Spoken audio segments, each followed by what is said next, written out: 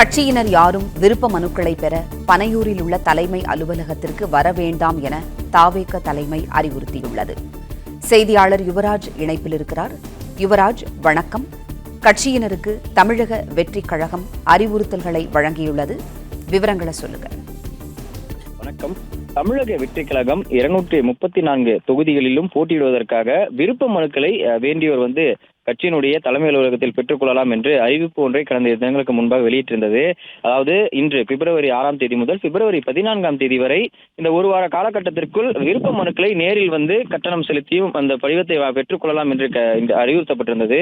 அந்த வகையில் இன்று முதல் நாளான இன்று தமிழக வெற்றி கழகத்தினுடைய கட்சி அலுவலகத்திற்கு கிட்டத்தட்ட ஆயிரக்கணக்கான கட்சியினர் மனுக்களை பெறுவதற்காக வந்திருந்தனர். அந்த பகுதியில் மிகவும் போக்குவரத்து நெரிசலானது மிகவும் ஏற்பட்டு அந்த பகுதி மக்களுக்கு மிகவும் பாதிப்பாக அமைந்தது.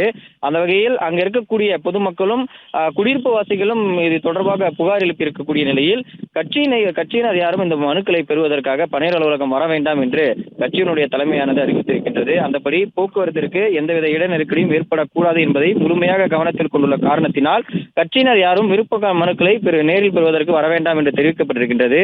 அதற்கு பதிலாக இணைப்பின் வாயிலாக விருப்ப மனுக்களை பதிவிறக்கம் செய்து அதில் கேட்கப்பட்டிருக்கக்கூடிய விவரங்களை பூர்த்தி செய்து உரிய ஆவணங்களுடன் அதே குறிப்பிட்ட 14ஆம் தேதி என்று கொரியர் மூலமாகவோ அல்லது நேரிலோ கொடுத்துவிட்டு செல்லலாம் என்று கட்சியினுடைய சார்பிலிருந்து அறிவிப்பானது வெளியிடப்பட்டிருக்கின்றது. பிளே ஸ்டோர் மற்றும் ஆப் ஸ்டோரில் இருந்து பாலிமர் செயலியை QR கோடு மூலம் பதிவிறக்கம் செய்யுங்கள். செய்திகளை உடனுக்குடன் பெறுங்கள்.